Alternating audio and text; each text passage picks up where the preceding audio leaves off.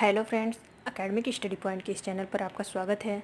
आज हम net exam में पूछे जाने वाले कुछ प्रीवियस ईयर क्वेश्चन और कुछ most important expected MCQs solve करेंगे। तो आइए स्टार्ट करते हैं।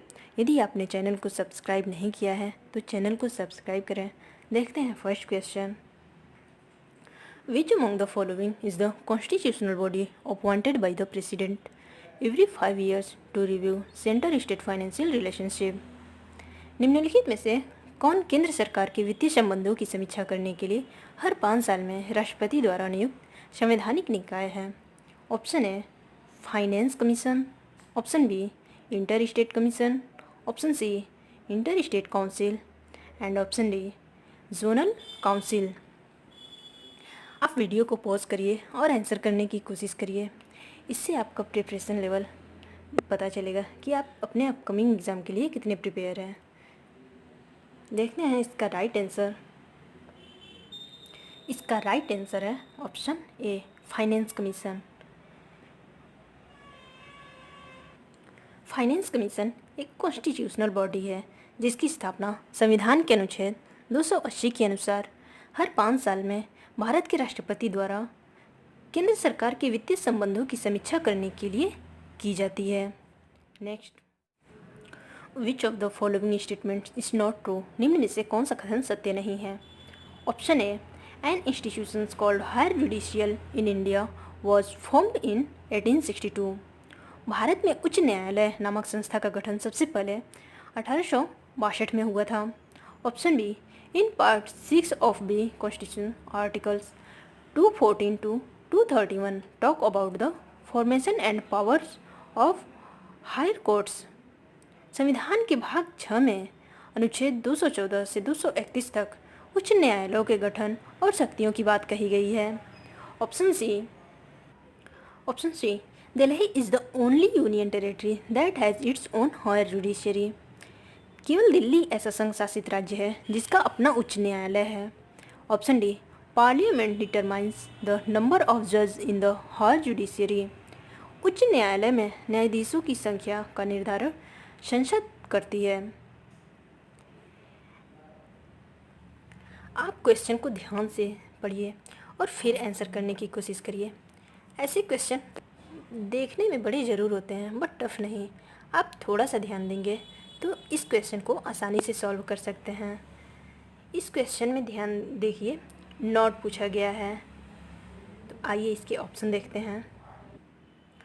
ऑप्शन ए है भारत में हाई कोर्ट नामक संस्था का गठन सबसे पहले 1862 में हुई थी।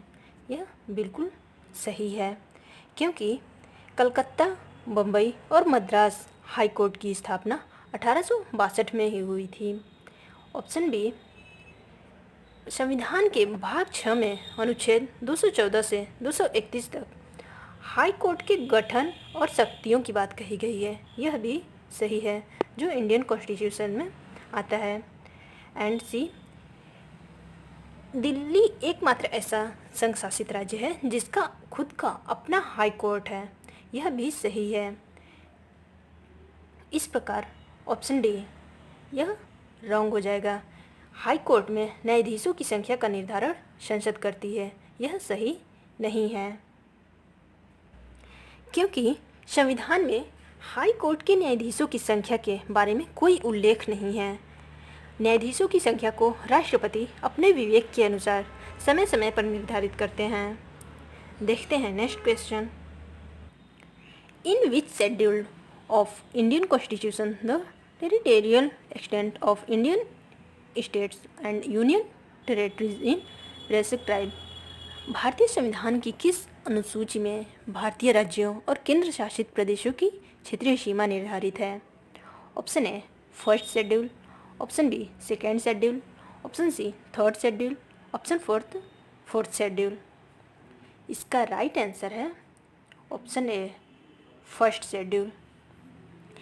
भारतीय संविधान के प्रथम अनुसूची में संघ राज्य क्षेत्रों के नाम और उनकी सीमाओं और भारतीय राज्य और केंद्र शासित प्रदेशों की क्षेत्रीय सीमा निर्धारित करने से संबंधित प्रावधान किया गया है।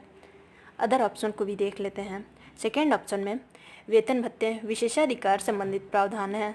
वहीं थर्ड ऑप्शन में शपथ और प्रतिज्ञान का प्रारूप का उल्लेख किया गया है। तथा फोर्थ ऑप्शन में राज्य एवं केंद्र शासित प्रदेशों के लिए राज्यसभा में सीटों के आवंटन से संबंधित प्रावधान है। देखते हैं next question. Which article of the Constitution enjoins or bounds all authorities to the act in the aid of the Supreme Court of India? Bharat संविधान का कौन सा अनुच्छेद भारत का सर्वोच्च न्यायालय की सहायता करने में कार्य करने के लिए सभी प्राधिकारियों को सम्मिलित या बाध्य करता है? Option A article 142, option B article 141, option C article 144 और ऑप्शन डी आर्टिकल 139। इसका राइट आंसर है option C article 144। Article 144 Bharat के राज्य क्षेत्र के सभी सिविल और न्यायिक प्राधिकारी उच्चतम न्यायालय की सहायता में कार्य करने के लिए बाध्य करता है। अदर ऑप्शंस देख लेते हैं। आर्टिकल 142 यह सुप्रीम कोर्ट की डिक्रियों और आदेशों का प्रवर्तन और प्रकटीकरण आदि के विषय में आदेश देता है। वहीं आर्टिकल 141 यह हाई कोर्ट द्वारा घोषित कानून भारत के राज्य क्षेत्र के भीतर सभी न्यायालयों पर लागू करता है। तथा आर्टिकल 139 यह सुप्रीम कोर्ट को रिट जारी करने का अधिकार प्रदान करता है। Next question. By which constitutional amendment act was forest and protection of wild animals shifted from state to concurrent list? किस संवैधानिक संशोधन अधिनियम द्वारा वन और वन्य प्राणियों का संरक्षण राज्य से समवर्ती सूची में स्थानांतरित किया गया? Option A 39th constitutional amendment, option B 14th constitutional amendment, option C 42nd constitutional amendment and option D 41st constitutional amendment. इसका राइट आंसर है option C 42nd constitutional amendment. भारतीय संविधान में 42वां संवैधानिक संशोधन 1976 में स्वर्ण सिंह समिति की सिफारिश पर की गई थी। इस अमेंडमेंट में संविधान के बहुत से भागों में संशोधन किया गया था, जिसकी वजह से इसे लघु संविधान की भी संज्ञा दी जाती है। उसी में से एक राज्य कुछ विषयों को राज्य सूची से समवर्ती सूची में स्थानांतरित किया गया था, जिसमें से एक विषय वन और वन्य प्राणियों का संरक्षण का प्रावधान जो राज्य सूची से समवर्ती सूची में स्थानांतरित किया गया था। अदर अमेंडमेंट भी देख लेते हैं। 39th अमेंडमेंट में राष्ट्रपति, उपराष्ट्रपति, प्रधानमंत्री और लोकसभा अध्यक्ष से संबंधित विवादों को न्यायालय के क्षेत्राधिकार से बाहर रखा गया था। एंड 14th कॉन्स्टिट्यूशनल अमेंडमेंट में इसमें भूमि सुधार और केंद्र और राज्य विधियों को नवी अनुसूची में शामिल किया गया था तथा संसद को समुद्री जल, महाद्वीपीय मगध, विशिष्ट आर्थिक क्षेत्र और भारत के समुद्री जोनों की सीमाओं के समय समय पर निर्धारण की शक्ति प्रदान किया था। एंड 41st कॉन्स्टिट्यूशनल अमेंडमेंट में राज्य लोक सेवा आयोग एवं संयुक्त लोक सेवा आयोग के सदस्यों की आयु सीमा 60 से 62 वर्ष की गई थी। Next question. Which of the following committees are helped by the CAG in exercising legislative control over the executive? निम्नलिखित में से कौन सी समितियां CAG द्वारा कार्यपालिका पर विधायी नियंत्रण रखने में मदद करती है? फर्स्ट, एस्टीमेट्स कमेटी, समिति का अनुमान। सेकंड, पब्लिक अकाउंट्स कमेटी, लोक लेखा समिति। बिजनेस एडवाइजरी कमेटी, व्यापार सलाहकार समिति। Fourth, committee on government assurance, सरकारी आश्वासनों पर समिति। इसके ऑप्शन कोडिंग किए गए हैं, आप करेक्ट कोड को चूज करिए। इसका राइट आंसर है ऑप्शन बी।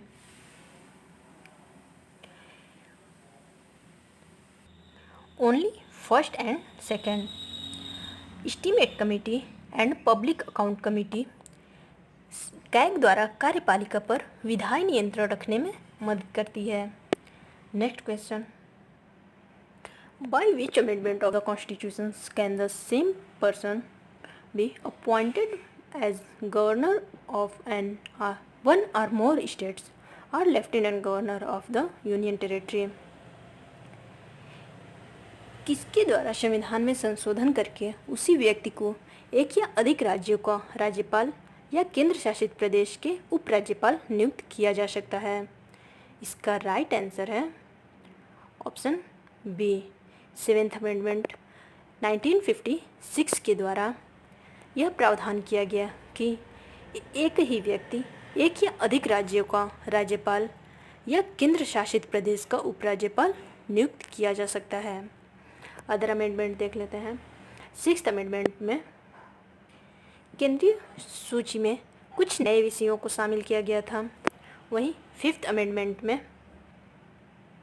राष्ट्रपति को राज्यों के क्षेत्र, सीमा और नामों को प्रभावित करने वाले प्रस्ताव से संबंधित कुछ शक्तियां प्रदान की गई थी तथा 4th अमेंडमेंट में निजी संपत्ति के अनिवार्य अधिग्रहण से संबंधित कुछ प्रावधान तथा 9वीं अनुसूची में कुछ अन्य विषयों को शामिल किया गया था। Next question, which article of the Indian constitution provides for vice president of India? भारतीय संविधान का कौन सा अनुच्छेद भारत के उपराष्ट्रपति के लिए प्रावधान करता है? Option A article 61, option B article 62, option C article 63 और ऑप्शन डी आर्टिकल 65। इसका राइट आंसर है ऑप्शन सी, आर्टिकल 63। भारतीय संविधान का अनुच्छेद अर्थात आर्टिकल 63 के अनुसार भारत का एक उपराष्ट्रपति का प्रावधान किया गया है। उपराष्ट्रपति राष्ट्रपति की अनुपस्थिति में मृत्यु, त्यागपत्र, महाभियोग या अन्य स्थिति के कारण राष्ट्रपति यदि अनुपस्थित होता है तो वह उपराष्ट्रपति राष्ट्रपति के रूप में कार्य करता है। Next question, the Vishakha judgement 1997 of the supreme court is about? Vishakha निर्णय सर्वोच्च न्यायालय के 1997 इनमें से किसके बारे में है? Option A state violence in cities, शहरों में सड़क हिंसा, option B domestic violence at home, घर में घरेलू हिंसा, option C sexual harassment at the workplace, कार्यस्थल पर यौन उत्पीड़न, option D dowry in marital home, वैवाहिक घर में दहेज उत्पीड़न। इसका राइट आंसर है option C sexual harassment at the work place.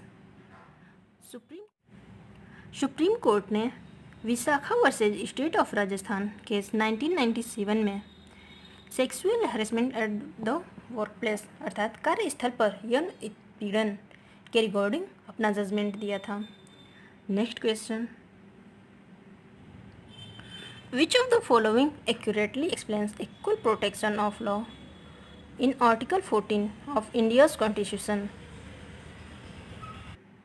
निम्नलिखित में से कौन सा भारत का संविधान के अनुच्छेद 14 के कानून के समान संरक्षण की सटीक व्याख्या करता है?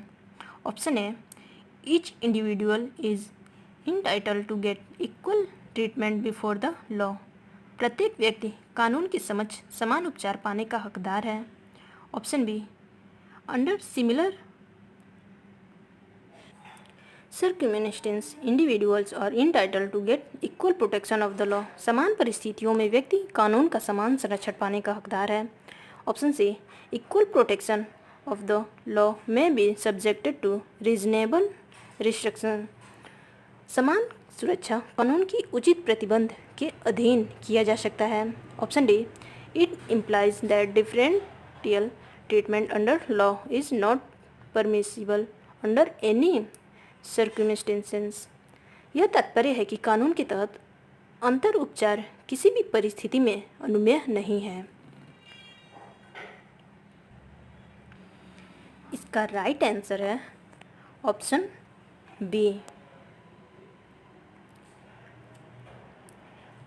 संविधान के अनुच्छेद 14 कानून के समान संरक्षण की यह सटीक व्याख्या करता है कि समान परिस्थितियों में व्यक्ति कानून का समान संरक्षण प्राप्त करने का हकदार है। इस प्रकार आज का सेशन समाप्त होता है। आप अपने स्कोर कमेंट बॉक्स में शेयर करें। Thank you, thanks for watching.